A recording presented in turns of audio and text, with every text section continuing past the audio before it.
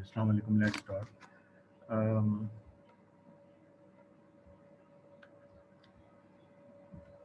तो हम लोग जो है वो लास्ट टाइम ये स्टडी कर रहे थे कि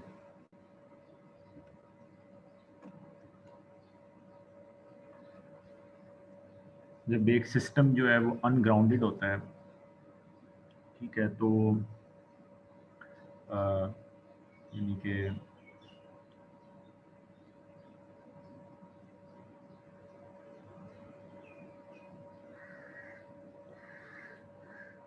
at steady state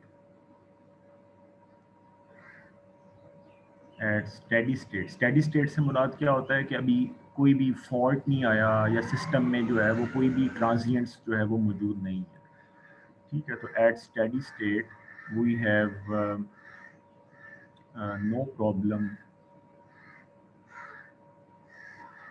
in an ungrounded system, in an ungrounded system। लेकिन जब आपके पास एक अनग्राउंडेड सिस्टम में फॉल्ट आ जाता है,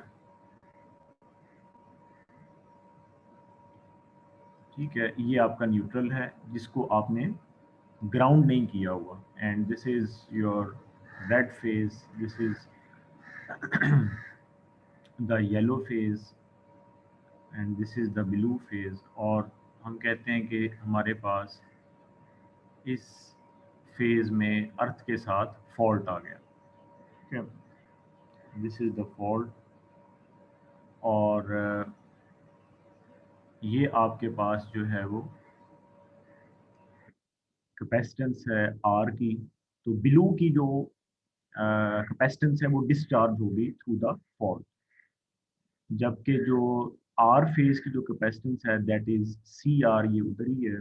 इसी तरह से जो वाई फेज की जो कैपेसिटेंस है सी वाई, ये भी उधर ही है। मगर अब हुआ ये है कि there is a certain current that is flowing in CR and CY, ठीक है। और वो करंट जो है वो एक्चुअली अब from blue phase to neutral, ठीक है, and from blue phase to neutral, and from neutral to red phase, and to the yellow phase. और इस वाले करंट को हम कहेंगे आई आर, जो कि उसकी कैपेसिटेंस में जा रहा है, ठीक है, यानी ये सी आर का करंट है। और ये वाला जो करंट है इसको हम क्या कहेंगे, आई वाई। और ये किसका करंट है, ये सी वाई का करंट है। तो इस तरीके के साथ हम ये कहते हैं कि जहाँ हमने कहा था कि जी at the steady state condition आपके पास जो है सारी कैपेसिटेंसीज आपस में बराबर हैं, ठीक है। C R is equal to C Y is equal to C B, यानी ये बिफोर फॉल्ट कंडीशन है, ठीक है।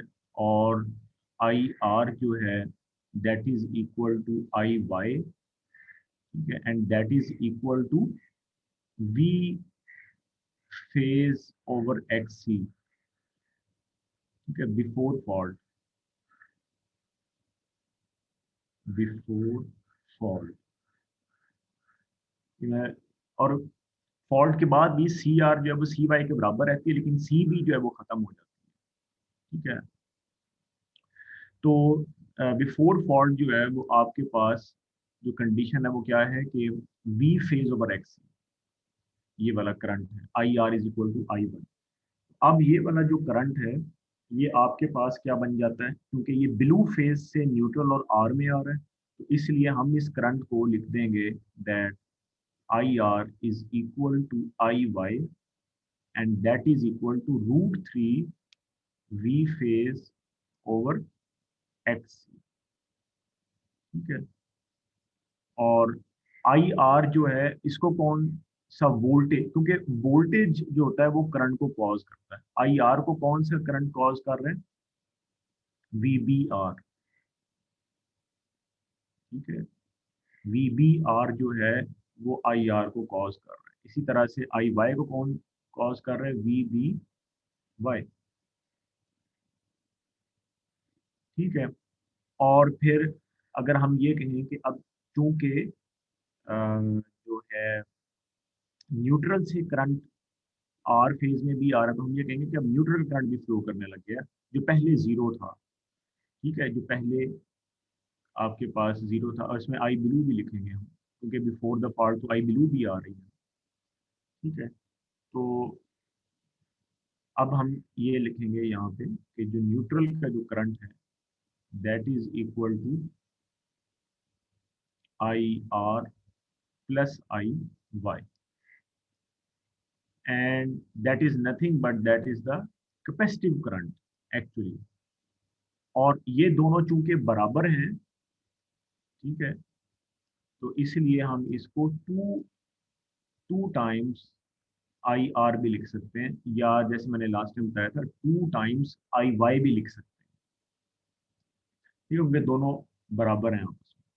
तो अब जो चीज हम आगे देखना चाह रहे हैं वो ये है कि अ, इसको एक दफा हम विजुलाइज करना चाह रहे हैं। ठीक है, यहाँ पर यहाँ तक हमारे पास रिलेशन आ जाते हैं, मगर हम ये देखना चाह रहे हैं कि एक्चुअली ये फेजर में कैसे हमें दिखाई देता है।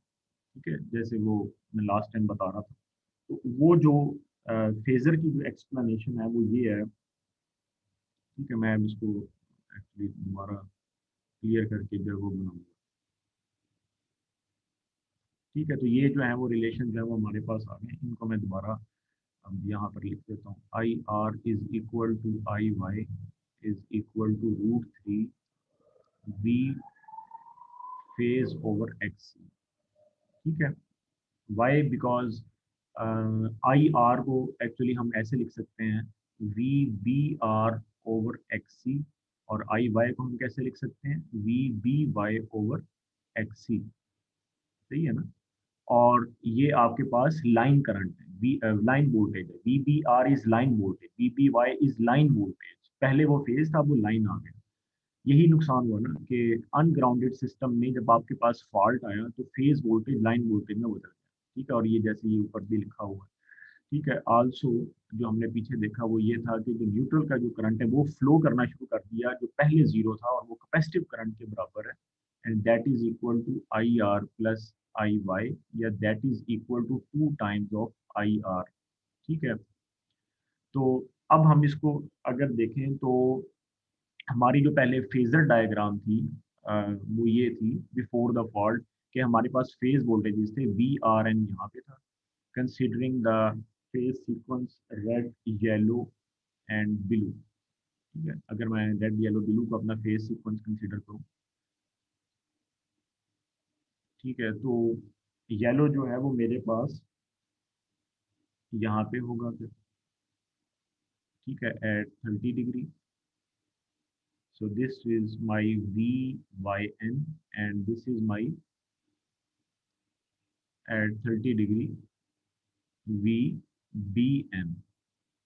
ठीक है, ये है, ये वाली जो कंडीशन है, ये वाली जो फेजर डायग्राम है, ये क्या है? बिफोर फॉल्ट, क्योंकि बिफोर फॉल्ट आपके पास फेज वोल्टेजेस चल रहे हैं बिफोर फॉल्ट।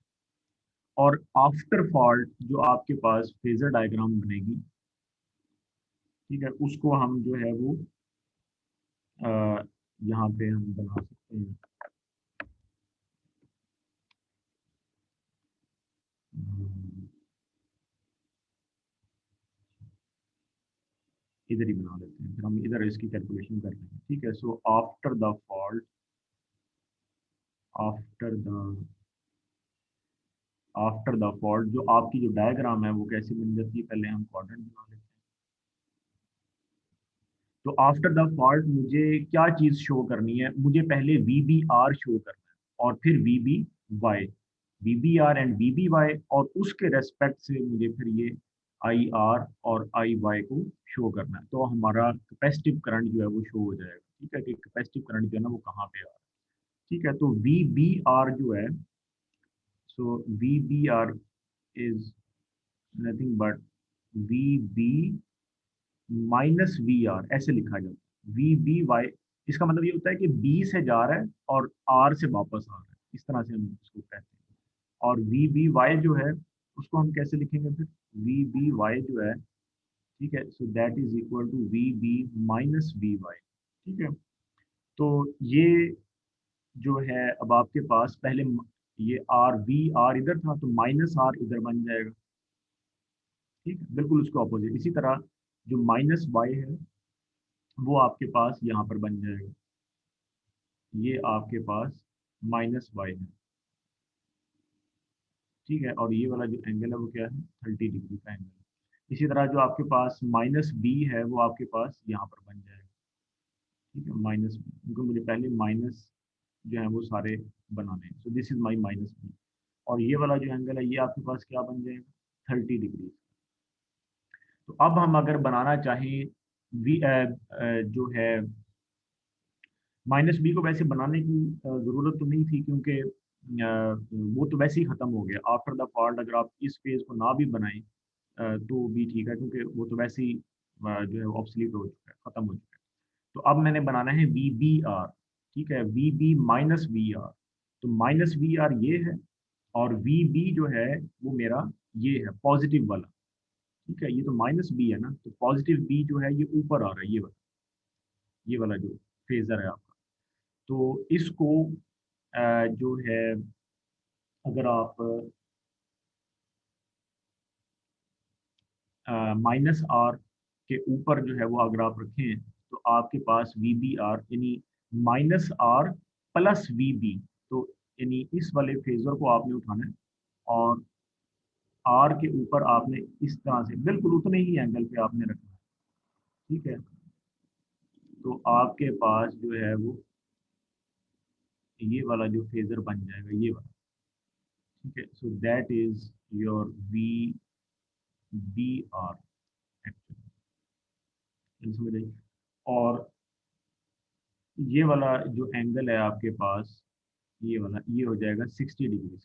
इसका मतलब है कि ये इसका ये वाला जो एंगल है वो 30 डिग्री का। इसी तरह से अब मैं वी बी वाई को अगर शो करना है तो ये माइनस वाई है और ये प्लस वी बी है। तो इसको मैं अगर इसके ऊपर रखूँ प्लस वी बी को इस तरह से, ठीक है, तो ये वाला जो मेरे पास वेक्टर है ये वाला, ये मेरे पास बन जाएगा वी बी वाई। ठीक है, तो हमें अब नजर आ रहा है कि दोनों में एंगल जो है वो क्या है, 60 डिग्रीज का जो है वो एंगल।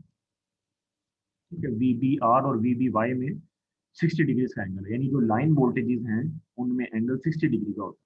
अब मैं आई आर को अगर शो करूंगा तो वी बी आर से शो करूंगा, ऐसे ही है ना, यानी वी बी आर कौन सा करंट कोज कर रहा है, आई आर, और वी बी वाई कौन सा करंट कोज कर रहा है, आई वाई। और ये कैपेसिटिव करंट है, यानी एट 90 डिग्री हम शो करेंगे। तो वी बी आर का जो वोल्टेज है वो यहाँ पे है 30 डिग्री, ये हो गया। और 60 डिग्री पे मजीद मैं जो है वो यहाँ पे अपना जो करंट है आई आर का वो मैं यहाँ पे शो करूँगा इधर। ठीक है, तो ये जो है ये बन गया आपके पास 60 डिग्री, और ये क्या हो गया 30 डिग्री। ठीक है, तो टोटल एंगल जो है वो 90 पे आपने आई आर कैपेसिटिव करंट को शो कर दिया। ये this is your I R. Now if you need to show I Y तो वो भी 90 पे होगा। ठीक है, तो वो 90 पे जो है वो कहाँ पे आ जाएगा, ये वी बी वाई है, तो ये आपके पास जो है बिल्कुल इस नेगेटिव आर के ऊपर ये आपके पास क्या आ जाएगा, आई वाई।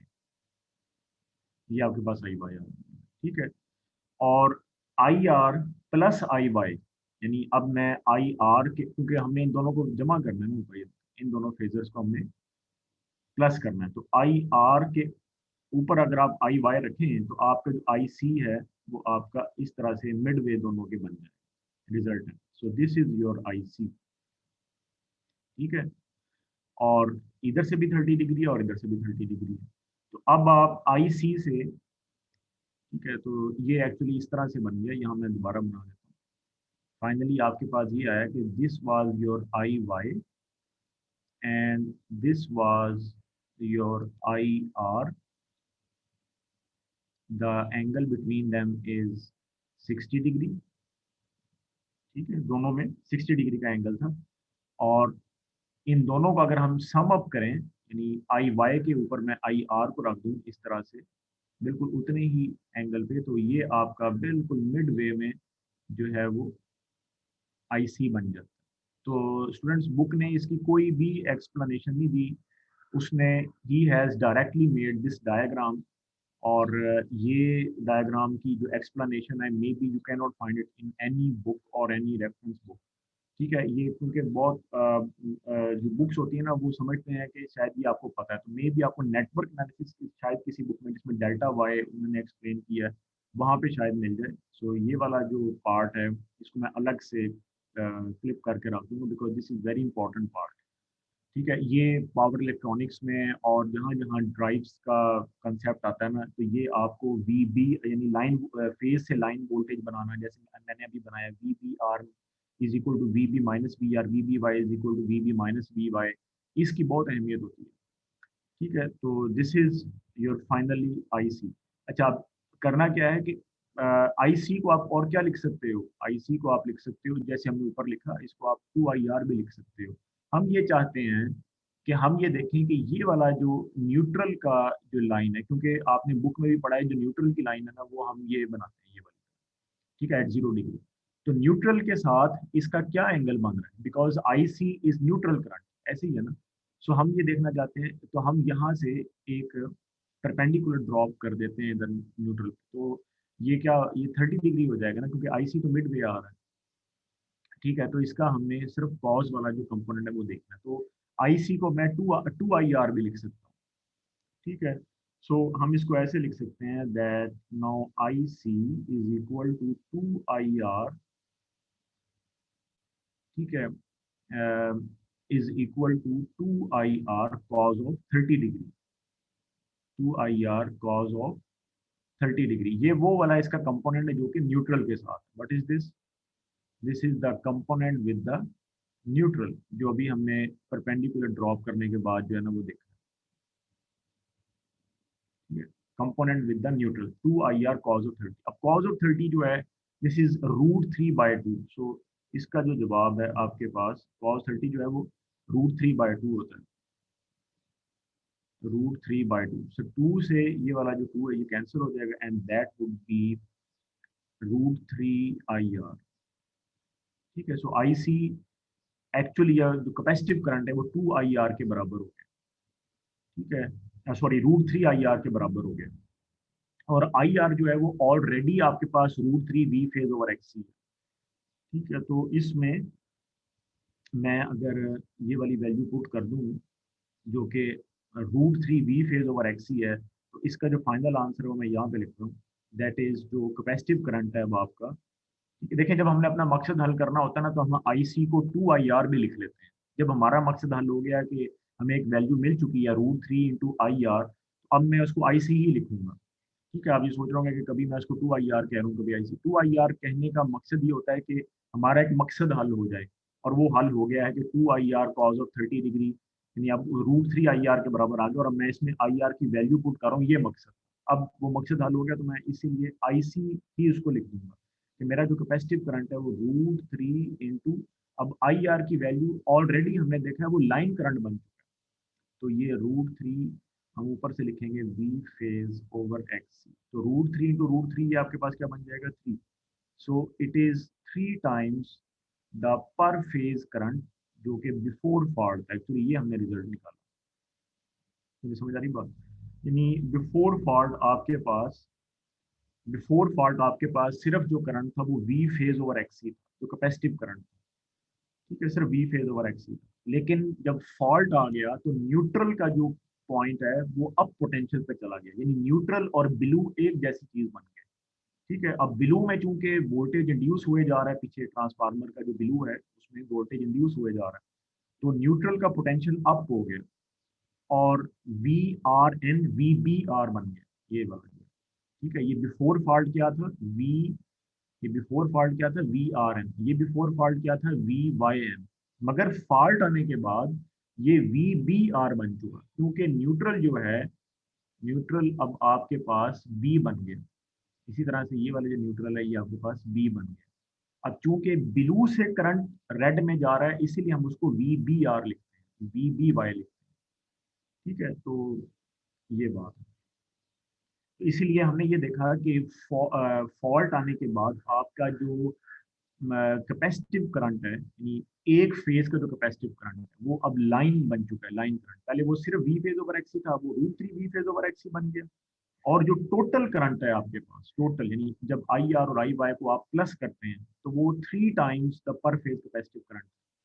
ठीक है, तो ये इसको हम इस तरह से पढ़ेंगे। ठीक है, कि एक जो कैपेसिटर है, एक कैपेसिटर रेड फेज का जो कैपेसिटर और जो येलो फेज का कैपेसिटर है, उनका जो करंट है वो लाइन करंट बन चुका। पहले वो सिर्फ वी फेज ओवर एक्सी था, अब वो लाइन करंट बन चुका है, रूट थ्री के साथ आ गया। और जो टोटल करंट कैपेसिटिव का है वो थ्री टाइम्स बन गया प्री फॉल्ट करंट। तो ये जो है वो यूं कह लो कि डिसएडवांटेज है अनग्राउंडेड सिस्टम का, कि जिसमें जो कैपेसिटिव करंट्स है ना वो बढ़ जाते हैं।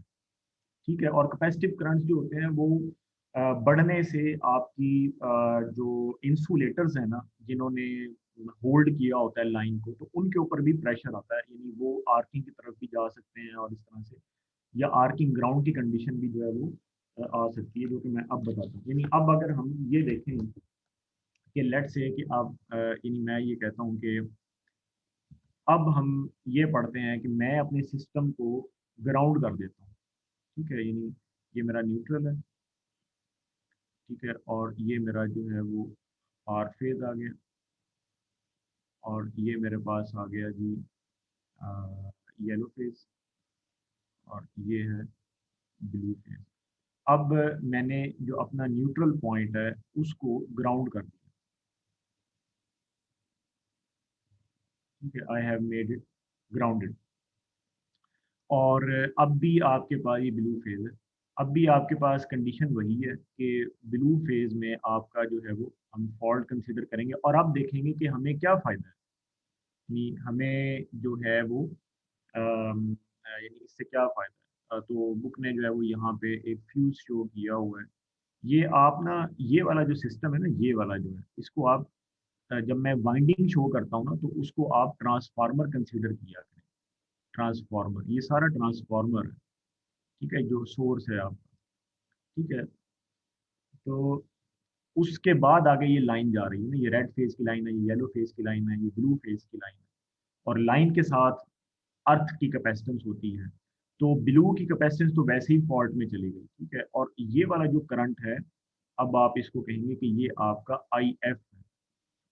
ठीक है, प्रीवियसली हमने आई एफ को कंसीडर नहीं किया। उसकी रीजन है, उसकी रीजन ये है कि अ, हम सिर्फ पहले एक बात कंसीडर करते हैं, उसके बाद जो है वो हम अपनी दूसरी बात की तरफ जा रहे होते हैं। ठीक है, यानी एक बात से क्या मुराद है, एक बात से मुराद ये है कि यानी पहले हम सिर्फ ये देखते हैं कि अच्छा जी हमारे पास जो है वो जो सिंपल जो कैपेसिटिव करंट है, उस जब फॉल्ट आएगा, जो जो अर्थ कैपेसिटेंसीज हैं उनका फॉल्ट पर क्या असर होगा अगर सिस्टम ग्राउंडेड नहीं होगा। तो अब अगर सिस्टम ग्राउंडेड हो चुका है तो अब उनका जो है वो क्या इफेक्ट आएगा, तो वो हम देखते हैं। तो बुक ने जो है वो यहाँ पर इस ये प्रोटेक्टिव डिवाइस फ्यूज शो किया हुआ है यहाँ पर, एक उसने जो है वो यहाँ पर शो किया हुआ है। ठीक है, तो ये आपके पास जो है आप कह लें यहाँ पे, हाँ फ्यूज के बाद जो है वो हम शो कर देते हैं कि जी हमारी जो है वो कैपेसिटेंस है, बिल्कुल एज सच जैसे हमने पीछे शो की। ये वाई रेड की आ गई, ओहो कैपेसिटेंस नहीं शो की। तो this is my C R, और ये वाली जो है वो सी वाई है, सी वाई। ठीक है, तो अब जो है वो हमारे पास दो करंट्स जो हैं वो फ्लो कर रहे हैं। एक आपके पास हो जाएगा जो है कैपेसिटिव करंट आई आर, जो कि फ्लो करेगा, जाहिर बात है क्यों फ्लो करेगा, बिकॉज ब्लू में फॉल्ट आ चुका है। और एक आपके पास होगा आई आई वाई। ठीक है, तो दो करंट्स जो हैं वो आपके फ्लो करेंगे। ठीक हो गया। यानी एक आपके पास आई आर फ्लो कर रहा है, एक आपके पास आई। और ये क्यों याद रखें कि जब भी सिस्टम बैलेंस्ड है, जैसे मैंने बताया था अभी, कि जब आपका सिस्टम बैलेंस्ड होता है, यानी बैलेंस से मुराद ये है स्टेडी स्टेट में कि कोई भी फॉल्ट नहीं है, तो कोई भी करंट फ्लो नहीं कर रहा होता, ठीक है, न्यूट्रल करंट जीरो होता है। मगर जब अब फॉल्ट आ गया तो मैं आई आर और आई वाई को शो कर रहा हूँ। इजाफी एक करंट कौन सा हम शो कर रहे हैं, आई एफ। कि अब हम आई एफ को भी देखते हैं कि उसका क्या इफेक्ट है, यानी वो वाला जो करंट है वो क्या है। ठीक है, तो अब होगा ये कि ये जितने भी ग्राउंडिंग है, यहाँ से जो करंट है वो आपका न्यूट्रल वाले पॉइंट की तरफ जा रहा है। ठीक है, ये वाला जो ग्राउंड है इससे भी करंट न्यूट्रल के पॉइंट की तरफ जा रहा है, और ये वाली जो ग्राउंडिंग है इससे भी जो करंट है वो न्यूट्रल की पॉइंट की तरफ जा रहा है। ठीक है, तो हमारे पास यहाँ जो न्यूट्रल का जो करंट है, अब उसमें तीन करंट्स आ रहे हैं। अब मैं यहाँ पर लिखूंगा, पहले तो हम क्या लिख रहे थे सिंपल, कि I R plus I Y, पहले हम ये लिख रहे थे, सही है, I R plus I Y. अब मैं इजाफी जो एक करंट लिखूंगा वो आपके पास क्या आ जाएगा, आई एफ। ठीक है, इसको अब हम कंसीडर कर रहे हैं, क्यों कि पहले मैंने इनका इफेक्ट पढ़ लिया, आई आर का और आई वाई का जो इफेक्ट है वो मैंने पढ़ लिया और अनग्राउंडेड के लिए पढ़ा। अब मैं जब सिस्टम को ग्राउंड करूंगा ना, तो मैं आई एफ को भी कंसीडर कर सकता हूँ, वरना आई एफ को हम कंसीडर इसीलिए नहीं कर रहे थे। ठीक है, जब सिस्टम ग्राउंड ही नहीं है तो आई एफ की हम बात ही नहीं कर रहे, इसलिए क्योंकि आई एफ के पास और कोई यानी आई एफ कैपेसिटिव करंट ही है और कुछ भी नहीं। मैं तो यहाँ पर एक्चुअली बता सकता हूँ। देखें, जो करंट होता है ना उसको पाथ चाहिए होता है। जब तक मेरा जो न्यूट्रल है वो अनग्राउंडेड है, और एक ये ब्लू फेज कंसीडर कर लें, इस पर आपके पास मैं कहता हूँ जी लाइन टू ग्राउंड फॉल्ट आ गया। ठीक है जी, लाइन टू ग्राउंड फॉल्ट आ गया। तो ये जो आई एफ जो मैंने अब शो किया है, ये कहाँ, ये क्यों फ्लो करेगा, ये फ्लो ही नहीं करेगा, क्योंकि ये फ्लो करके कहाँ जाएगा वापस, न्यूट्रल तो आपने ग्राउंड ही नहीं किया, लिहाजा नो आई एफ। ठीक है, यहाँ पर आपके पास आई एफ नहीं होगा, जो मैं अब ऊपर शो कर रहा हूँ ये वाला जो है। ठीक है, सिर्फ आपके पास एक करंट होगा इसमें, और वो आपके पास होगा जो कि ब्लू का कैपेसिटर का करंट, यानी जो आपके पास यहाँ पे जो ब्लू की जो कैपेसिटेंस आई थी, जो ब्लू की जो कैपेसिटेंस थी, वो जो डिस्चार्ज हुई है आपकी फॉल्टी पाथ में, ठीक है, वो जो डिस्चार्ज हुई है ये वो करंट होगा बस। मगर अब जब मैंने न्यूट्रल को ग्राउंड कर दिया ना, तो अब मेरे पास ग्राउंड से ग्राउंड एक पाथ बन गया, तो आई एफ को अब मैं इसीलिए शो कर रहा हूँ। ठीक है, तो ये जो बात है वो आपको समझनी है। ये आपके पास आई आर और आई वाई तो पैसे ही फ्लो कर रहे हैं। ठीक है, तो ये कैपेसिटिव चार्जिंग करंट्स हैं। ठीक है, तो इसलिए इन्होंने तो फ्लो करना ही है। तो I R plus I Y plus I F, अब ये तीन करंट्स हैं। अब इसमें ये है कि जो आई एफ है आपका, ठीक है, ये आपके पास जो है वो इंडक्टिव नेचर का करंट है। इंडक्टिव नेचर, इंडक्टिव नेचर क्यों, क्योंकि ये कैपेसिटिव करंट नहीं है। ये जो ट्रांसमिशन लाइन होती है आपकी, ये सारा एक इंडक्टर होता है। जो लाइन होती है ये सारा एक इंडक्टर होता है, लिहाजा जो आई एफ है ये आपके पास मैक्सिमम इंडक्टिव नेचर का करंट है, क्योंकि रेजिस्टेंस तो बहुत कम होती है लाइन की, तो इसीलिए इसकी मैक्सिमम इंडक्टिव नेचर है। जबकि आई आर और आई वाई जो है ये आपके पास कैपेसिटिव नेचर के कैपेसिटिव करंट्स हैं। ठीक है, कैप नेचर यानी कि कैपेसिटिव नेचर। तो ये हो गए एक दूसरे के बिल्कुल ऑपोजिट। ठीक है, दे टू आर ऑपोजिट। तो ये है कि कुछ हद तक तो एक दूसरे को ये कैंसिल कर देते हैं। ठीक है, कुछ हद तक तो ये एक दूसरे को कैंसिल कर, लेकिन जाहरी बात है कि इसका फेज और है, यानी इसका जो थीटा है वो और है कुछ, और इसके थीटा में और इसके थीटा में फर्क है। जब तक ये दोनों थीटा एक से नहीं हो जाते, या इस तरह नहीं हो जाता कि ये फेजर वाइज एक दूसरे को कैंसिल कर दें, तो ये बिल्कुल टोटली कैंसिल नहीं होते। ठीक है, तो ये बात है। तो ये वाली जो ग्राउंडिंग हमने की है, दूसरी बात ये है, ये आपके पास है सॉलिड ग्राउंडिंग। सॉलिड का मतलब ये होता है यानी कि हमने एक ऐसी वायर के साथ अपने सिस्टम को ग्राउंड किया है जिसकी बहुत मिनिमम रेजिस्टेंस है, ठीक है। यानी जो आपके पास जो ग्राउंडिंग वायर है वो इंतहाई मिनिमम रेजिस्टेंस की है और उसके साथ हमने ग्राउंड किया। उसकी वजह क्या है? उसकी वजह यही है कि हमें जो है हम चाहते हैं कि मैक्सिमम करंट मिले ताकि ये फ्यूज जो है ये ब्लो हो, ठीक है। सॉलिड ग्राउंडिंग हम क्यों करते हैं? ताकि हम ये चाहते हैं कि जो फ्यूज है वो आपका आफ्टर द फॉल्ट ब्लो हो और ये जो फॉल्ट है आपका, क्योंकि जो है फॉल्ट आ चुका है ना, लाइन टू ग्राउंड फॉल्ट आ चुका है, लिहाजा हम यही चाहते हैं कि आपका जो फ्यूज है वो ब्लो हो, तो हम सॉलिड ग्राउंडिंग जो है वो कर देते हैं। लेकिन जो है अगर आपके पास जो आई एन है वो ज़्यादा हो जाए फिर, ठीक है, क्योंकि सिस्टम जो है जैसे उसकी कैपेसिटी ज़्यादा होती है, जैसे 5 MVA और इस तरह से, अगर आपके पास आई एन बहुत ज़्यादा हो जाए ना, तो फिर आप का जो प्रोटेक्टिव इक्विपमेंट है जैसे फ्यूज़ है या कुछ और है वो जल भी सकता है, ठीक है। यानी इसको हम यानी ये इसका एक डिसएडवांटेज है कि जो आपका जो प्रोटेक्टिव इक्विपमेंट है वो आपका जो है वो बर्न हो जाएगा if I N is too large, ठीक है। तो आई एन में आई आर भी आ रहा है, आई वाई भी आ रहा है और अब आई एफ भी आ रहा है। क्यों आई एफ आ रहा है? Because the neutral is grounded. मैं पहले ही एक्सप्लेन कर चुका हूँ, अगर न्यूट्रल ग्राउंड नहीं होगा तो आई एफ नहीं आएगा क्योंकि उसके पास पाथ ही नहीं है फ्लो करने के लिए, ठीक है। तो because the neutral current would be too high solid grounding में।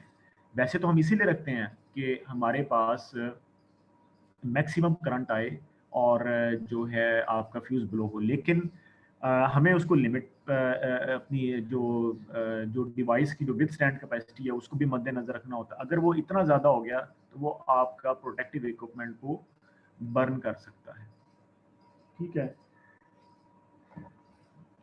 तो ये है सॉलिड ग्राउंडिंग। तो हम सॉलिड ग्राउंडिंग को, ठीक है, जैसे बुक ने बताया है, हम यहाँ से देखते हैं, ठीक है। तो हम जो सॉलिड ग्राउंडिंग है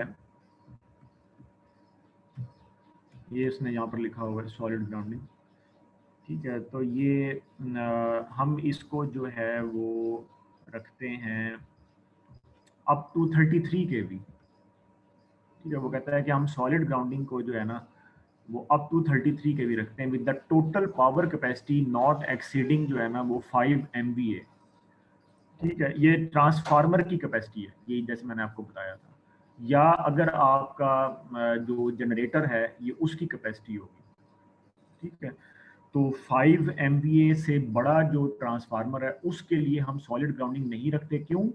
और 33 kV से ज़्यादा नहीं वोल्ट होना चाहिए, क्योंकि फिर जो आपका न्यूट्रल का जो करंट है, यानी जो आपका लाइन टू ग्राउंड फॉल्ट का करंट है इन शॉर्ट, वो बहुत ज़्यादा हो सकता है और आपका यानी अनकंट्रोलेबल सी सिचुएशन बन सकती है। तो इससे नीचे नीचे जो है वो हम अगर सॉलिड ग्राउंडिंग हम करना चाहते हैं तो हम इससे नीचे नीचे करते हैं। और करते क्यों हैं?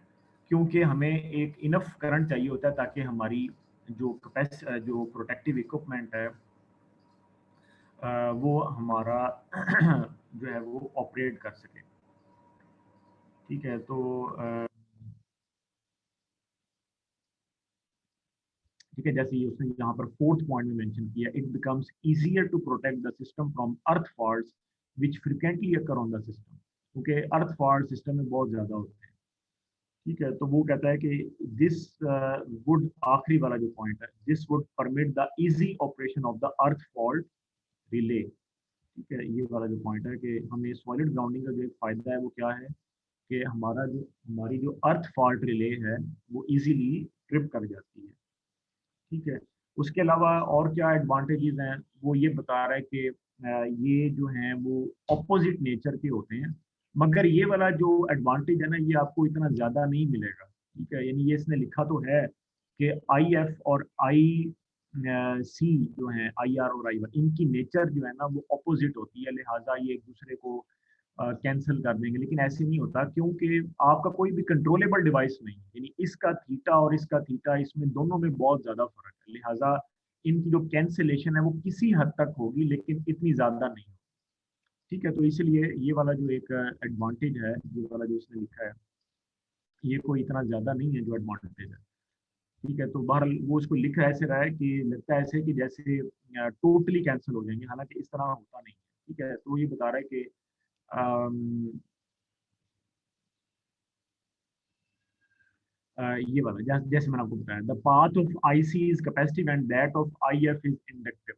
ठीक है, the two currents are in phase opposition and completely cancel each other, ऐसा नहीं होता। ठीक है, ये फेज ऑपोजिशन में है, लेकिन ये जो इसने पॉइंट ये लिखा है, ये इस तरीके से नहीं होता कि कंप्लीटली ये एक दूसरे को कैंसिल कर दें, क्योंकि उनका जो फेज है वो एक दूसरे से मैच नहीं करता पूरी तरह से, देयरफॉर नो आर्किंग ग्राउंड। हाँ, आर्किंग ग्राउंड से हम बच जाते हैं। ठीक है, वो आर्किंग ग्राउंड क्या है, वो ये लास्ट जो टॉपिक है उसमें उसने यहाँ एक्सप्लेन किया हुआ है कि अनअर्थेड सिस्टम में जब आपका होता है,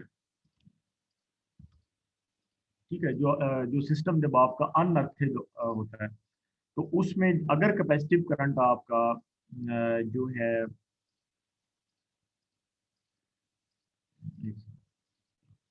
अगर आपका सिस्टम जो है वो अनअर्थेड हो, ठीक है, और यहाँ पर आपका जो है वो इस फेज में लेट्स से कि फॉल्ट आया हुआ है, तो ये वाला जो कैपेसिटिव करंट है आपका, जो इस फेज की जो कैपेसिटेंस का करंट है और जो इस फेज की जो कैपेसिटेंस का करंट है, अगर वो आपके पास यानी आईसी आप कह लें, ठीक है, ये वाला जो आईसी है आपके पास, जो कि हमने कहा कि ये 3 टाइम्स द पर फेज कैपेसिटिव करंट के बराबर होता है, वी फेज ओवर एक्स सी, ये हमने अभी पीछे निकाला है। वो कहता है कि अगर ये 4 एम्पियर से बढ़ जाए, ठीक है, ये वाला जो कैपेसिटिव करंट है, ये अगर लेट्स से कि इफ इट एक्सीड्स 4 एम्पियर,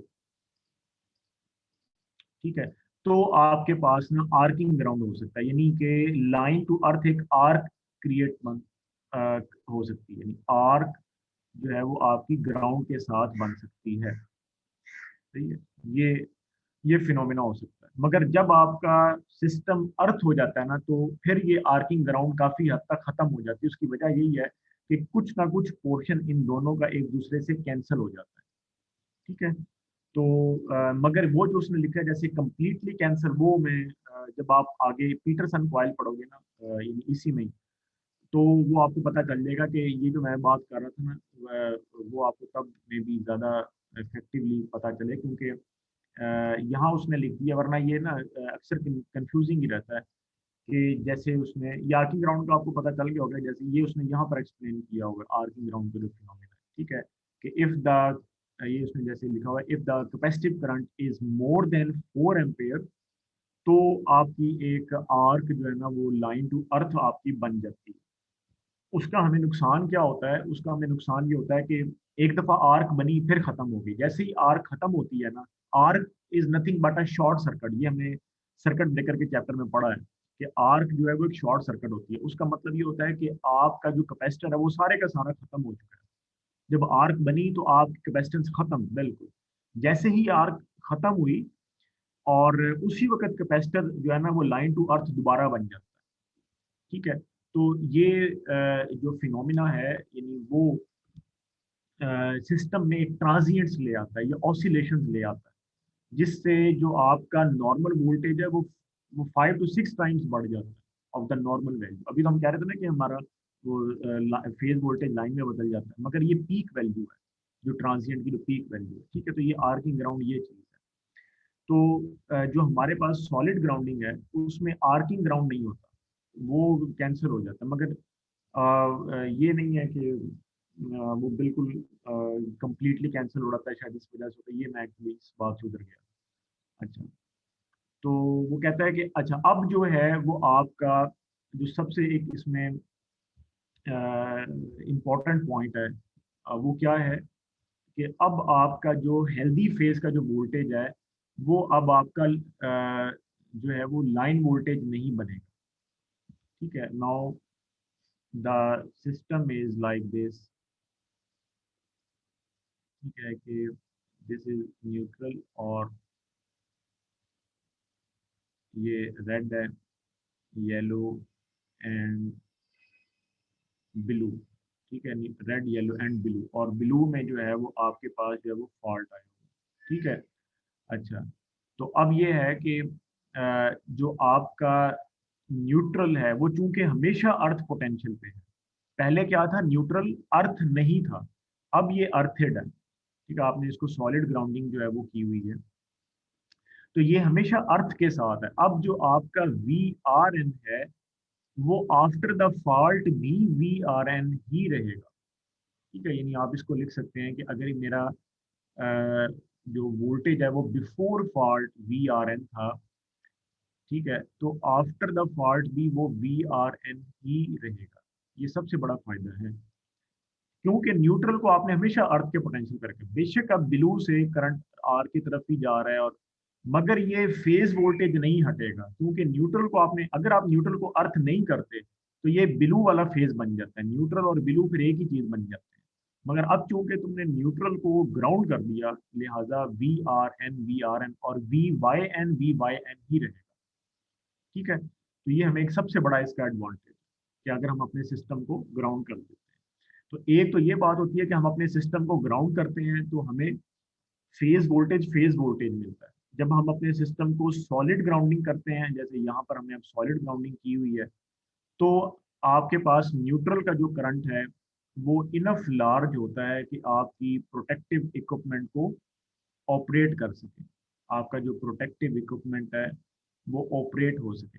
लेकिन साथ ही जो इसका डिसएडवांटेज हमें मिलता है वो ये है कि जो न्यूट्रल का जो करंट है वो बाज़ का फिर अगर हम इस बात का ख्याल ना रखें और ग्रेटर देन 5 MVA पे लगा दें इसे, यानी अगर ट्रांसफार्मर की जो कैपेसिटी है वो 5 MVA से बड़ी है, या एंड ग्रेटर देन 33 kV है, तो इसका मतलब ये होगा कि फिर आपका IN बहुत ज़्यादा हो जाएगा, और जो आपकी जो प्रोटेक्शन है ना वो जल सकती है, या आपके जो भी सर्किट ग्रिड में डिवाइसेस हैं वो इस न्यूट्रल करंट से जो है वो बर्न आउट हो सकते हैं। ये इसका डिसएडवांटेज। अब हम अगर इस डिसएडवांटेज को कवर करना चाहते हैं तो हम ये कर लेते हैं कि हम न्यूट्रल को एक रेजिस्टेंस के साथ ग्राउंड कर देते हैं। ठीक है, वी ग्राउंड द जो है न्यूट्रल पॉइंट विद रेजिस्टेंस, और ये आपके पास वैसे ही तीनों फेज आ रहे हैं। ठीक है, अब उससे क्या होगा कि आपका जो IN है वो लिमिट हो जाएगा, it will limit, it will limitize. ठीक है, और इसके अलावा जो IN में जो IF है, IF, अब उसका जो फेज है, ठीक है, ये अगर उसकी मैग्नीट्यूड है और ये उसका थीटा है, क्योंकि ये इंडक्टिव नेचर का है ना IF जो है, इसका जो थीटा है ना ये इस R से किसी हद तक कंट्रोल हो जाएगा। ठीक है, लेट से कि अगर मैं कहता हूँ ये IF प्योर इंडक्टिव नेचर का था, तो इसका जो थीटा है वो क्या था, 90 डिग्री। ठीक, मगर अब इस R की वजह से जब IF इसमें फ्लो करेगा, ठीक है, जब IF जो है वो इधर आएगा, क्योंकि मेरे पास अब यहाँ पे अगर लेट से फॉल्ट आ गया अर्थ के पास और ये IF है, ठीक है, और IF जो है वो यहाँ से आपके पास आ रहा है, तो R की वजह से इसका जो थीटा है वो 90 से किसी हद तक कम हो जाएगा। ठीक है, जो कि काफी ज्यादा चांसेस हैं, यानी तब भी मतलब आप यूं कह लें कि 40%, रफली रफली 40% टू 50% के, अब जो कैंसिलेशन है इसकी with IC that is equal to IR plus IY, ठीक है, इसके साथ जो इसकी कैंसलेशन है वो काफी हद तक अब कवर हो जाएगी। मतलब आप यही मैंने बताया, जैसे 40 to 50% कैंसिल हो जाएगा, क्योंकि IC जो है ये क्या है, कैपेसिटिव नेचर का है। तो R की वजह से जो इसका थीटा आप कंट्रोल कर सकते हो, R को मतलब वेरिएबल आप इस तरह एडजस्ट कर लें कि इसका जो कैंसलेशन है ना IC के साथ वो काफी हद तक हम मैनेज कर सकते हैं as compare to the solid grounding. Solid grounding में तो ये चीज बिल्कुल अनकंट्रोलेबल है, अब आपको शायद समझ में आ रहा हो। इसीलिए जो इसका कैंसलेशन है, जो फेजर वाइज जो इसका कैंसलेशन है वो हो ही नहीं सकता या बहुत ही कम होता है। तो इसीलिए जो बुक ने वो वाला पॉइंट लिखा है ना कि कंप्लीटली कैंसल ईच अदर, वो आप उसको एडिट कर सकते हैं कि उसमें वो फेजर पार्ट अनकंट्रोलेबल है, तो लिहाजा कंप्लीटली कैंसिल नहीं होता। और जो काफी हद तक कंट्रोल हो जाता है वो आर से हो जाता है। ठीक है। अच्छा, एक बात, दूसरी बात ये है कि अगर हमारे पास लेट से कि मैं कहता हूँ कि मेरे पास जो आर है, अगर वो, अब हम आर की वैल्यू को, दो इसकी वैल्यूज को हम डिस्कस कर लेते हैं बस, और फिर हम इसको खत्म करें। अगर मेरे पास आर की वैल्यू ज्यादा हो, कोई बंदा आर की वैल्यू बहुत ज्यादा रख लेता है, उससे ये होगा कि बहुत ज्यादा हीट जनरेट हो जाएगी उस रजिस्टर में, जो आपने न्यूट्रल को यानी न्यूट्रल पॉइंट को आपने जिस रेजिस्टेंस के साथ ग्राउंड किया है और उसकी रेजिस्टेंस की वैल्यू आपने बहुत ज़्यादा रख दी है, तो वहाँ पर हीट बहुत ज़्यादा जनरेट हो जाएगी। उसकी वजह क्या है? क्योंकि हीट जो होती है that is equal to I square R T, ये इसका फार्मूला होता है हीट का। ठीक है, तो पीछे से करंट भी आपके पास आ रहा है, आई एफ है प्लस आई सी है, और इधर से आपने रेजिस्टेंस भी ज़्यादा की, तो हीट बहुत ज़्यादा जनरेट होगी। ठीक है, तो ये एक इसका डिसएडवांटेज कि मतलब अगर आप रेजिस्टेंस को बहुत ज़्यादा रख देते हैं, तो रेजिस्टेंस को हम इतना ज़्यादा नहीं रख सकते। और अगर हम सेकंड लिमिट को कंसीडर करें कि अगर आप रेजिस्टेंस को बहुत कम कर देते हैं, तो ये तो इक्वलेंट टू फिर सॉलिड ही बन जाएगा आप। ठीक है, फिर ये वो चीज़ नहीं आई जो हम कह सकें कि यार हमने तो ना रेजिस्टेंस के साथ ग्राउंड किया, फिर इसका फायदा ही नहीं है। तो इसका मतलब ये है कि mid way between the two, आप अपनी जो वैल्यू है उसको आप एडजस्ट करते हैं। ठीक है, mid way between the highest value and the lowest value, आप अपनी जो वैल्यूज हैं उसको आप एडजस्ट करते हैं। ठीक है। तो लेकिन ये अच्छा, mid way between the two जो है आप इसको एडजस्ट करते हैं। तो अ, अच्छा ये है अबाउट द रेजिस्टेंस अर्थिंग। तो इसका जो इस्तेमाल है वो हम एक दफ़ा बुक से देख लेते हैं कि ये कितने सिस्टम तक लगता है। तो this is the resistance grounding. ठीक है, ये वाली जो रेजिस्टेंस ग्राउंडिंग है, और इसका जो आपके पास एप्लीकेशन है, वो कहता है कि it is used on a system operating at the voltages between 2.2 kV and 33 kV with the power source capacity more than 5 MVA। ठीक है, कि जो सिस्टम की जो कैपेसिटी है जो कि 5 MVA से ज़्यादा होती है। ठीक है, मगर जो आपका वोल्टेज है वो 33 kV से ज़्यादा ना हो, ये हम उधर यूज़ करते हैं। ठीक है, उसकी जो रीज़न है वो यही है कि जो है अगर आप जो है वोल्टेज बढ़ा लेंगे ना सिस्टम के, तो फिर वही बात है कि जो कैपेसिटिव करंट है वो ज़्यादा हो सकता है, या जो फॉल्ट का करंट है वो ज़्यादा हो जाएगा। और चूंकि अब आपने सिस्टम की कैपेसिटी भी बढ़ा दी है ना 5 MVA, सॉलिड ग्राउंडिंग जो है वो अप टू 5 MVA, और जो रेजिस्टेंस अर्थिंग है वो आपकी मोर देन 5 MVA, मगर जो वोल्टेज है वो आपका 11, अब हमारा यहाँ 33 kV नहीं होता, तो आप कह सकते हैं कि 11 kV पे ये लगता है। ठीक है, 11 kV सिस्टम पे हम एक्चुअली लगाते भी रेजिस्टेंस अर्थिंग ही है। ठीक है, और वोल्टेज का हम इसलिए ज़्यादा नहीं करते क्योंकि फिर जो आपका रेजिस्टेंस है ना वो उसमें हीट बहुत ज़्यादा जनरेट होती है जो कि अनकंट्रोलेबल हो जाती है। तो इसलिए जो है वो हम इसको यानी अप टू दैट पॉइंट हम रखते हैं। ठीक है, जैसे ये उसमें लिखा कि a large amount of energy is produced in the earthing resistance during the earth faults। ठीक है, sometimes वो कहता है कि it becomes difficult to dissipate this energy to the atmosphere। यही वजह है कि वोल्टेज को हम इससे ज्यादा नहीं करते। अगर हम वोल्टेज को ज्यादा कर देंगे ना तो बहुत ज्यादा करंट बन जाएगा। हाँ, हम सिस्टम की कैपेसिटी को बढ़ा लेते हैं। ठीक है, कि सिस्टम की कैपेसिटी बढ़ जाए मगर वोल्ट पे हम फिर रखते हैं कि नहीं वोल्ट ना बढ़े। ठीक है, तो वो फिर एक यानी ट्रेड ऑफ बन जाता है। ठीक है, तो ये बात है अब फॉर द रेजिस्टेंस। बाकी ये इसने पॉइंट इधर भी लिखा है कि बिल्कुल अगर आप आर को एडजस्ट कर दें तो IF2 जो है, ये IF जो है वो IC के बराबर हो जाएगा, बिल्कुल बराबर हो जाएगा, और आर्किंग ग्राउंड जो है वो कंप्लीटली इलिमिनेट हो जाएगी। ये बात किसी हद तक तो ठीक है, वही बात है, लेकिन ये कंप्लीटली इस तरह से नहीं हो सकता क्योंकि जो आर की जो एडजस्टमेंट है ना वो काफ़ी टफ है, और सिस्टम में जो रेजिस्टेंस होती है वो भी होती है। मतलब ये है कि ये इनडायरेक्टली तो असर करता है। तो मतलब ये इस तरह से नहीं होगा जैसे ये फिर इसने दोबारा ये लिखा है कि कम्प्लीटली इलिमिनेट, लिखा तो देखो ना, कंप्लीटली इलिमिनेट अगर यहाँ पर हो रहा है then why we are discussing the completely elimination in completely elimination in solid grounding. ठीक है, जब आप solid grounding पढ़ रहे हैं, solid grounding आप cover कर रहे हैं, तब भी if we consider complete elimination, तो भी confusion होती है जब हम resistance earthing पढ़ेंगे।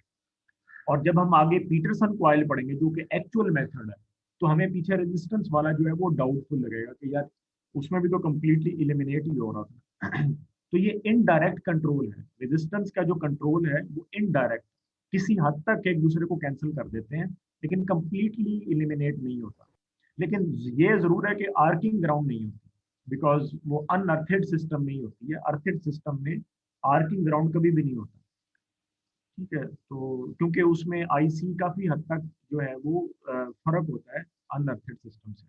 आईसी जो है वो किसी ना किसी हद तक कैंसिल हो जाता है।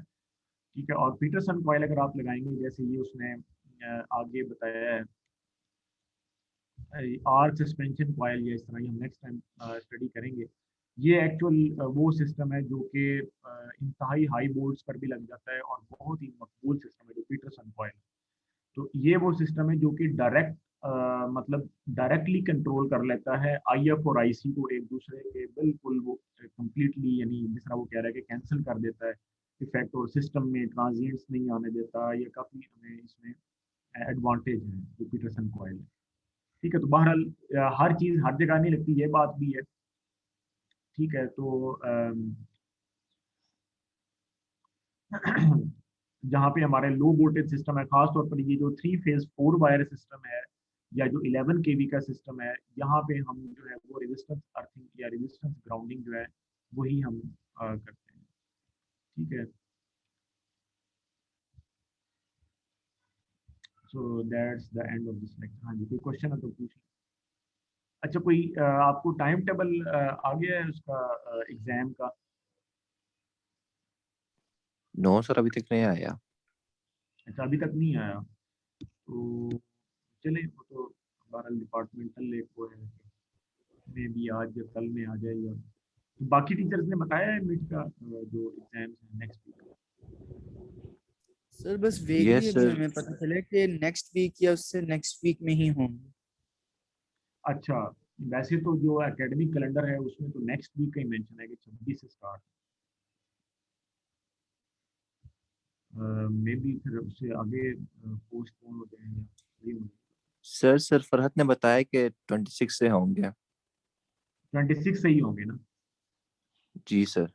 हाँ, वो एक्चुअली कैलेंडर में भी यही लिखा है, और जो कंट्रोलर के एक्चुअली जो एक मेल इनिशियल जिससे मुझे पता चला कि मिड होने हैं, तो वो भी 26 ही मेंशन था। और वो कैलेंडर को ही फॉलो किया जाता है, जो एकेडमिक कैलेंडर है उसमें 26 ही मेंशन हुआ होगा।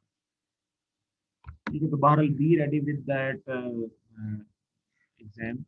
उसमें जो है हमारा चैप्टर नंबर 14 जो है वो तो जाहिर बात हमने शुरू में पढ़ा था, फिर उसके बाद हमने जो सबस्टेशन का पढ़ा है चैप्टर वो वाला, और फिर we have studied circuit breaker. ये किसी सर्किट ब्रेकर्स का कुछ पोर्शन और मे भी सारा, ये 2 से 3 चैप्टर्स जो है ना you can expect in the mid exam. ये जो अर्थिंग वाला है, न्यूट्रल वाला, ये फिर हम जारी बात है कि इसको हम फाइनल्स के साथ रखें।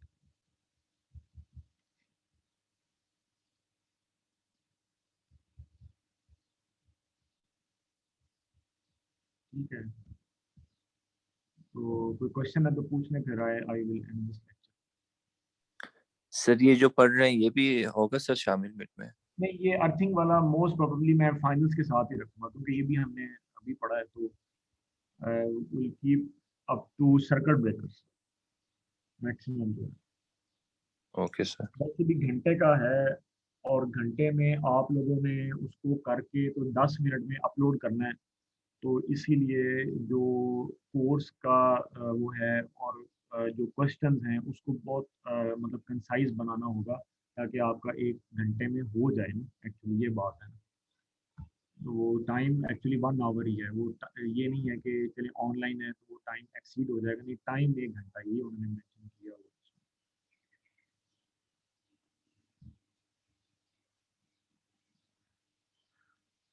ठीक है, चलो ठीक है फिर, अगर कोई क्वेश्चन नहीं है एंडिंग दिस लेक्चर। बाकी मैं जैसे बताया चैप्टर नंबर 14 है सबस्टेशन वाला चैप्टर, तो जाहिर बात है कि आएगा सबस्टेशन इक्विपमेंट वाला जो है, और जो सर्किट ब्रेकर्स वाला है। बाकी मैं LMS पे भी इसको अपलोड कर देता हूँ, ठीक है।